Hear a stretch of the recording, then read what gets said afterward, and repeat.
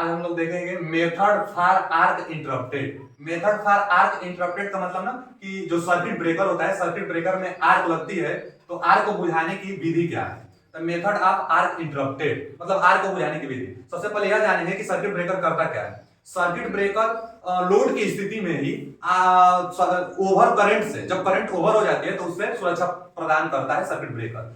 एक over voltage होता है, ओवर वोल्टेज सुरक्षा प्रदान करने के लिए लाइटनिंग अरेस्टर होती है। लाइटनिंग अरेस्टर विभिन्न प्रकार की होती है, लेकिन हम लोग को सर्किट ब्रेकर जानना है। सर्किट ब्रेकर भी विभिन्न प्रकार की होती है, लेकिन सर्किट ब्रेकर का मेन जो फंक्शन होता है उसके बारे में हम लोग देखेंगे। सर्किट ब्रेकर क्या होता है कि दो फिक्स कॉइल से मिलकर बना होता है। एक तो फिक्स कॉइल होता है और एक मूविंग कॉइल होता है। सर्किट ब्रेकर में एक फिक्स कॉइल, एक मूविंग कॉइल। जब ओवर करंट होती है तो मूविंग कॉइल को रिले सेंस करता है और मूविंग कॉइल ऑटोमेटिक दूर चली जाती है।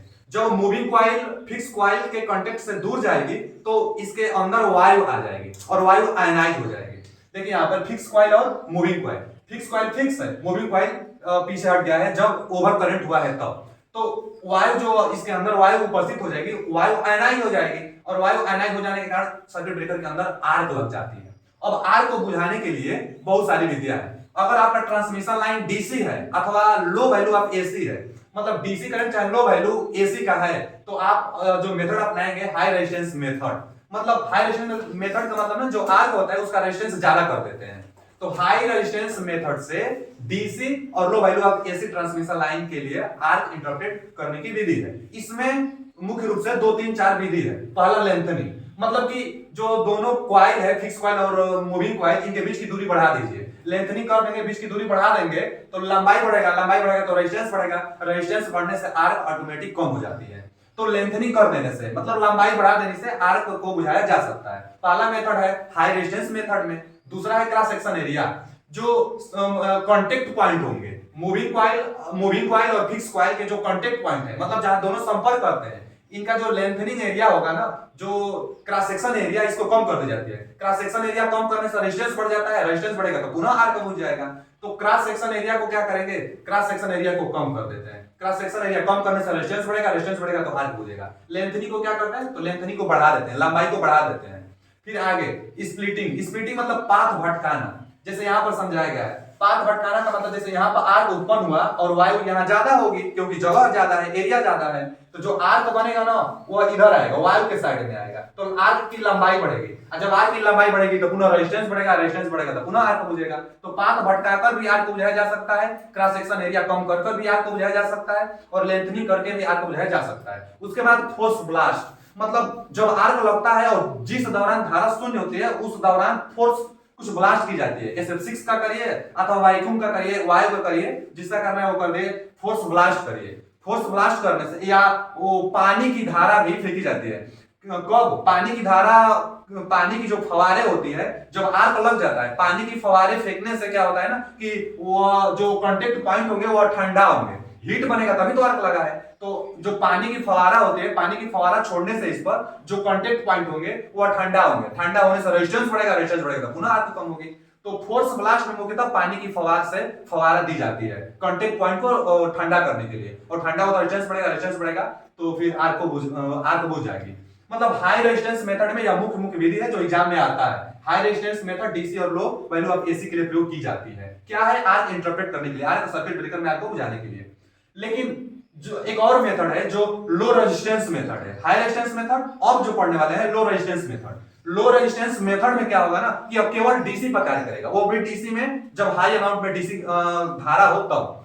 तो एसी के लिए तो ओनली इन एसी जब करंट होगी ना, एसी करंट के लिए लो रेजिस्टेंस ऑफ मेथड की विधि अपनाई जाती है। इसमें क्या होता है कि कुछ टर्म होते हैं जो एग्जाम में आते हैं। पहला टर्म कि जब हम लोग का जो एसी करंट है उसके लिए लो रेजिस्टेंस मेथड है, तो एसी करंट जो आर्क करंट होगी ना, जो आर्क में जो धारा फ्लो हो रही है, आर्क करंट जैसे शून्य पर पहुंचेगी उसी दौरान जो वहां के उपस्थित वायु है उसको डी आयनाइज कर दीजिए। जैसे डी आयनाइज फोर्स करिए, चाहे जो भी मेथड अपनाना है आपको अपनाइए, लेकिन उस दौरान जब धारा 0 पर पहुंचता है, आर्क करंट जब 0 पर पहुंचता है तो उस दौरान आप डी आयनाइज करिए। मतलब जो वहां पर वायु है उनको आयनाइज नहीं होने दीजिए, डी आयनाइज करिए। डी आयनाइज करने के लिए आपको फोर्स करना पड़ेगा या अन्य विधि है उसको विधि को अपनाइए। जैसे SF6 है, SF6 को छोड़िए, निर्वात कर दीजिए, डी आयनाइज हो जाएगा तो आर्क बुझ जाएगा।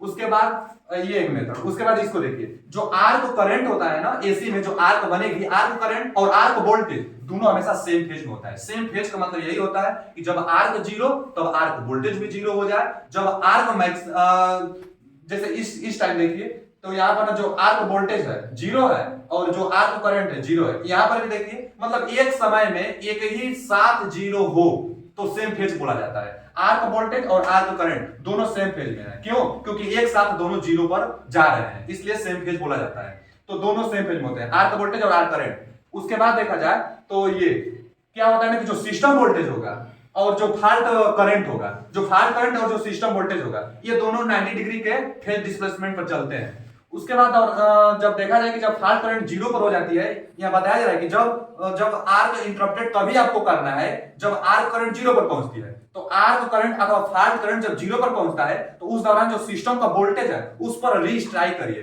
कुछ मतलब डीआयोनाइज करिए, आर्क को बुझाने के लिए, आर्क बुझ जाएगी।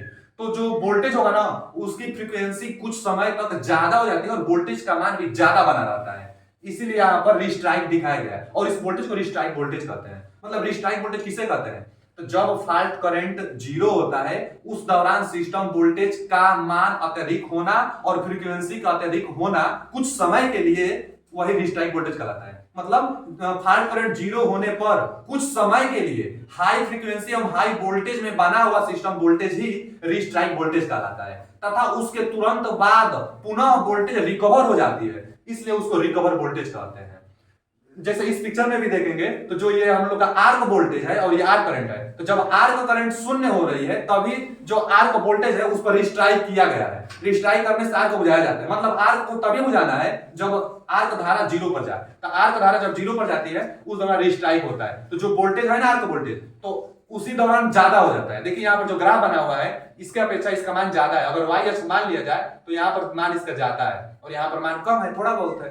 तो जब आर्क करंट का मान जीरो हो जाता है तो उस दौरान जो वोल्टेज होती है उसका मान बढ़ जाता है, फ्रीक्वेंसी हाई हो जाती है। तो आर्क करंट जीरो होने पर रिस्ट्राइक वोल्टेज का मान अत्यधिक हो जाता है। उसके दौरान कुछ पल के बाद तुरंत मिली सेकेंड में, माइक्रो सेकेंड में, कुछ पल के बाद तुरंत रिकवर वोल्टेज पुनः अपने मूल अवस्था पर आ जाती है। मतलब जब रिस्ट्राइक वोल्टेज होती है उसी दौरान वोल्टेज का मान ज्यादा होता है और उसके बाद में जो वोल्टेज का मान होता है पुनः अपनी मूल अवस्था में आ जाती है। एक करंट चोपिंग होता है। करंट चोपिंग क्या कहलाता है कि जो हम लोग के पास जो आर्क करंट होती है जीरो नहीं हो रही, उसके पहले ही आप ब्लास्ट कर डीआयोनाइज कर आर्क को बुझाना चाहते हैं, तो उस दौरान जो करंट होगी उसकी मान में फ्लक्चुएशन होगा, जिसको हम लोग करंट चोपिंग कहते हैं। करंट चोपिंग मतलब फ्लक्चुएशन मतलब जो करंट जा रही है अपनी रास्ता से थोड़ी भटक गई है। कैसे? जब करंट का मान जीरो हो रहा है उसके पहले ही आप रिस्ट्राइक कर रहे हैं, उसके पहले ही आप आर्क को बुझाना चाहते हैं, तो करंट का मान फ्लक्चुएट होने लगता है अथवा वोल्टेज का मान फ्लक्चुएट होने लगता है। जो आर्क वोल्टेज है ना वो फ्लक्चुएट होने लगता है, जिसको हम लोग कहते हैं करंट चोपिंग।